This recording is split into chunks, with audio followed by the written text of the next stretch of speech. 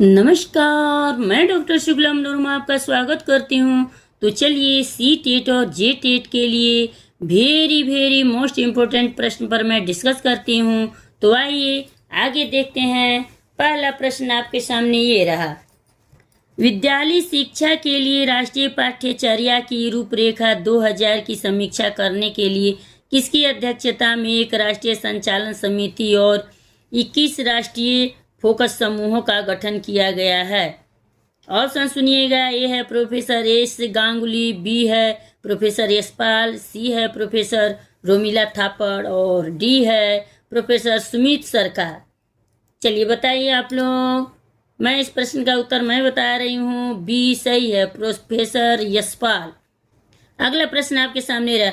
बालक ही ईश्वर है, उनका विद्यालय ही मंदिर है तथा बच्चे को स्वतः शक्ति ही मंदिर की अधिष्ठात्री देवी है, किसका कथन है? ऑप्शन सुनिएगा। फ्रॉवेल, बी है मांटेसरी, सी है पेस्टोलॉजी और डी है टैगोर।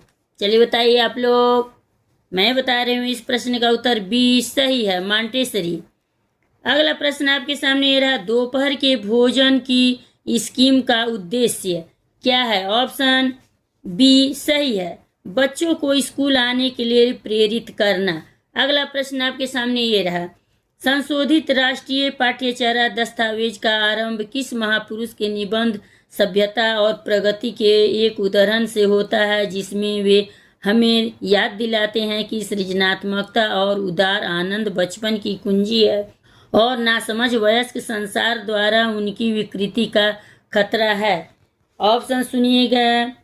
ये है महात्मा गांधी, बी है जवाहरलाल नेहरू, सी है रविंद्रनाथ टैगोर और डी है जाकिर हुसैन। इस प्रश्न का उत्तर सी सही है, रविंद्रनाथ टैगोर। आगे देखते हैं अगला प्रश्न।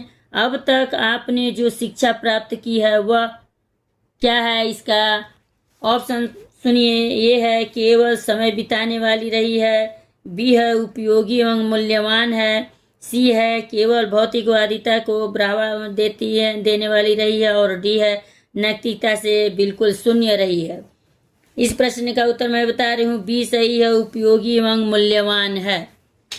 अगला प्रश्न आपके सामने। हर्बर्ट स्पेंसर ने प्रतिपादन किया था, इसका सही आंसर है डी, शक्ति आधिक्यता का सिद्धांत। अगला प्रश्न आपके सामने है। लड़कियों की शिक्षा की उन्नति के लिए आप क्या सुझाव देंगे? इस प्रश्न का उत्तर मैं बता रही हूँ, सी सही है, शिक्षा निःशुल्क और अनिवार्य करना। अगला प्रश्न आपके सामने ये रहा। विद्यालय में सांस्कृतिक कार्यक्रमों को प्राथमिकता मिलनी चाहिए, क्योंकि सही आंसर है सी, छात्रों को अपनी संस्कृति का ज्ञान होता है। अगला प्रश्न आपके सामने ये रहा। स्कूल में कक्षा में टेलीविजन पर साप्ताहिक शिक्षण कार्यक्रम दिखाया जाता है। कुछ अभिभावक शिक्षक से मिलकर शिकायत करते हैं कि उनके बच्चे घर पर ही काफ़ी समय टेलीविज़न देखने में व्यतीत करते हैं। अभिभावक चाहते हैं कि उनके बच्चों को स्कूल में टेलीविज़न का कार्यक्रम न दिखाया जाए। ऐसी स्थिति में शिक्षक को क्या करना चाहिए? आंसर इसका सही उत्तर है और सटीक है, डी ऑप्शन सही है। उसे अभिभावकों को साप्ताहिक टेलीविज़न शिक्षण कार्यक्रम देखने के लिए आमंत्रित करना चाहिए, ताकि वे स्वयं देखें कि वह कार्यक्रम बच्चों के लिए कितना उपयोगी और ज्ञानवर्धक है। अब लास्ट प्रश्न आपके सामने ये रहा। आपको सौंपे गए पाठ्यक्रम में से कोई पाठ स्पष्ट न होने का आप क्या करेंगे? ऑप्शन सुनिए। ए है साथी अध्यापकों को मदद लेंगे, बी है उस पाठ को छोड़ देंगे, सी है विषय की समझ के लिए और अध्ययन करेंगे, डी है छात्रों को गलत पढ़ाएंगे।